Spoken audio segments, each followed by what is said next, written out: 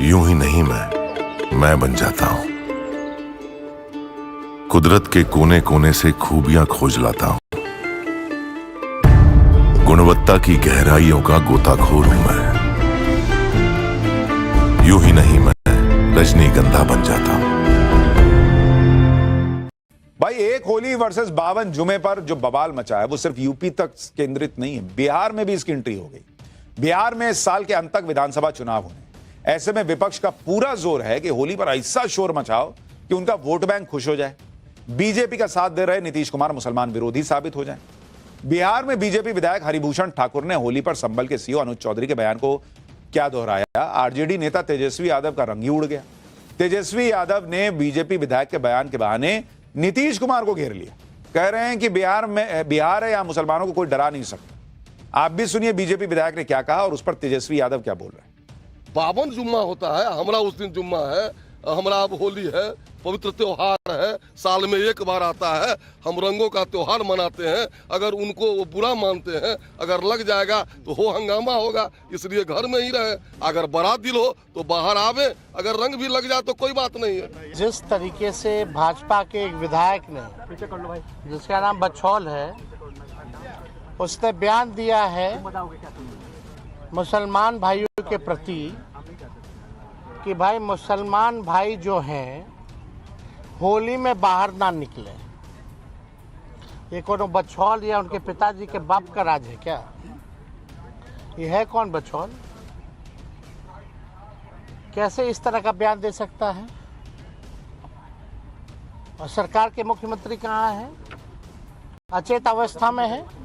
ये बिहार है बछौल, समझ लो तुम। यहाँ एक मुसलमान भाइयों की रक्षा 5-5, 6-6 हिंदू करेंगे। और यही नहीं, तुम जैसे, तुम्हारे बाप तो गरिया जैसे बहुत लोग आए, सब लोगों को बिहार ने निपटा दिया। बिहार के दरभंगा की मेयर अंजुम आरा भी होली पर छिड़े घमासान में कूद पड़ी। उन्होंने जुमे की नमाज के लिए होली पर 12:30 बजे से 2 बजे तक ब्रेक लगाने की मांग कर दी। दरभंगा की मेयर के इस बयान को बीजेपी ने आतंकवादी सोच वाला बयान बता दिया। सुनिए दरभंगा की मेयर ने क्या कहा और उस पर बीजेपी ने कैसे पलटवार किया। फिर बताऊंगा कि मेयर के बयान पर छिड़े संग्राम पर बीजेपी की सहयोगी जेडीयू को क्यों सफाई देनी पड़ गई। से हम लोगों ने तरकीब निकाला है कि 12:30 से 2 बजे के बीच में थोड़ा होली को रोका जाए, मतलब बीच में 2 घंटा का ब्रेक होना चाहिए, क्योंकि देखिए जुम्मा का टाइम तो जो है आगे जा नहीं सकता है। इसीलिए जैसे हम लोग भी जो है रमजान में अगर मुहर्रम पड़ गया है तो हम लोग ने टाइम टेबल थोड़ा चेंज किया है। बस सभी लोग से आग्रह यही रहेगा कि 12:30 से 2 बजे के बीच थोड़ा सा होली का कार्यक्रम जो है मस्जिद और जहाँ पे नमाज पढ़ने जाते हैं लोग उससे थोड़ा दूरी बना के अपना। दरभंगा का मेयर आग लगाना चाहती है समाज में, और मैं पूछना चाहता हूँ उन लोगों से जो मेरे वक्तव्य पर तरह तरह की बातें कर रहे थे, आज उनकी जुबान क्यों बंद है, जुबान क्यों नहीं खुल रहा है? वो आग लगाना चाहती है और होली धूमधाम से मनेगा। कोई माई का राज बिहार में होली को रोक नहीं सकता। जुमे के दिन होली क्या पड़ गई, बिहार से यूपी तक बवाल मचा हुआ है। कहने को तो इस देश में गंगा जमुनी तहजीब है, सालों से हिंदू मुसलमान साथ रहते हैं, तो भाई मुसलमानों को तो खुद सामने आकर कहना चाहिए कि भाई रंग लग ही गया तो क्या हो गया। ऐसा कितने ही मुसलमान होते हैं जो होली खेलते हैं, लेकिन पॉलिटिक्स के चक्कर में जो है ना, कई बार दिमाग में इतना जहर भर देते हैं लोग कि कई मुसलमानों को यह भी लग रहा है बाप रे बाप सही में हमको टारगेट किया जा रहा है। दूसरी तरफ आप देखिए वक्फ संशोधन बिल के खिलाफ मचे बवाल के बीच वक्फ की संपत्ति पर दावे का नया मामला आ गया। वक्फ की प्रॉपर्टी की लिस्ट इतनी तेजी से लंबी हो रही है कि ऐसा लग रहा है जैसे अगली होली तक तो पूरे देश की वक्फ की प्रॉपर्टी, पूरा देश ही वक्फ की प्रॉपर्टी घोषित हो जाएगा। क्योंकि अभी तक तो सभी को यही पता है कि देश में रेलवे और आर्मी के बाद सबसे ज्यादा जमीन वक्फ बोर्ड के पास है, लेकिन आए दिन कोई ना कोई मुस्लिम नेता या मौलवी वक्फ की संपत्ति को लेकर अपने दावे ठोक देता है।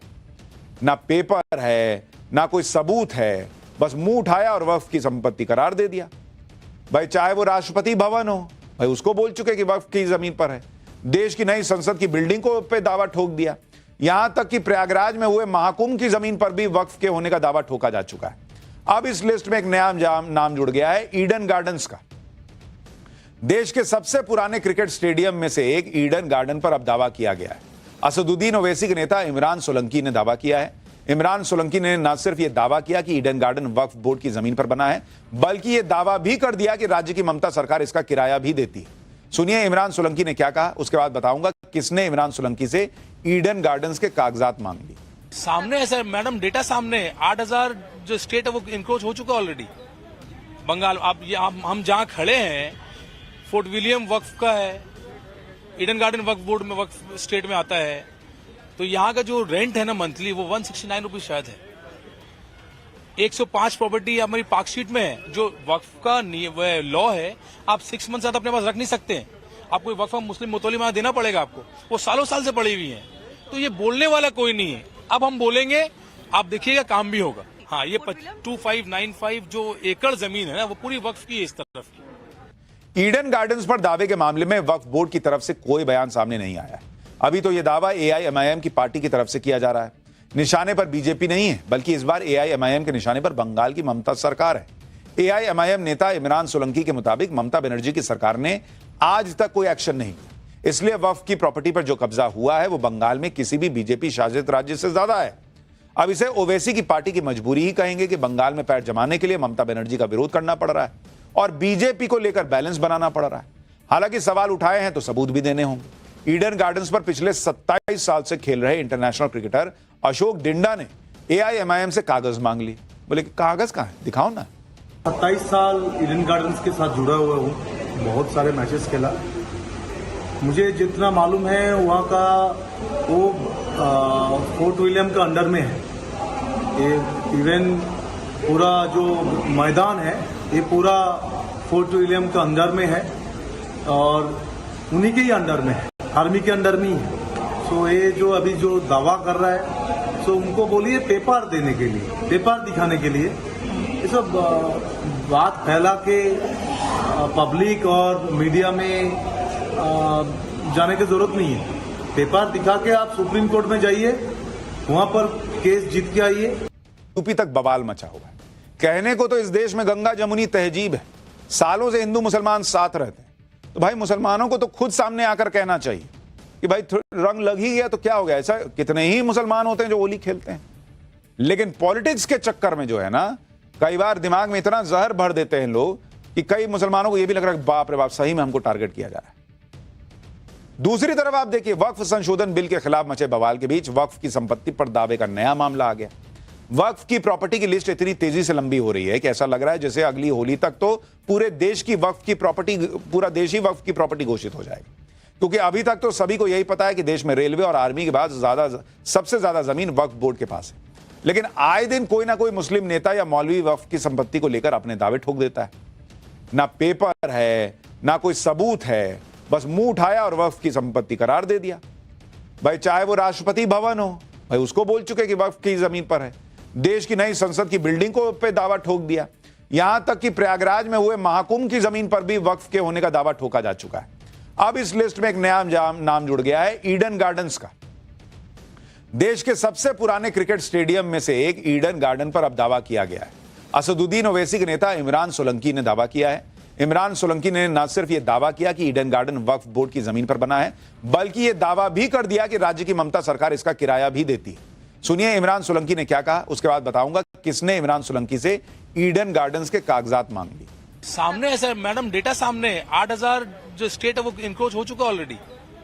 बंगाल हम जहां खड़े हैं, फोर्ट विलियम वक्फ का है, ईडन गार्डन वक्फ बोर्ड में वक्फ स्टेट में आता है।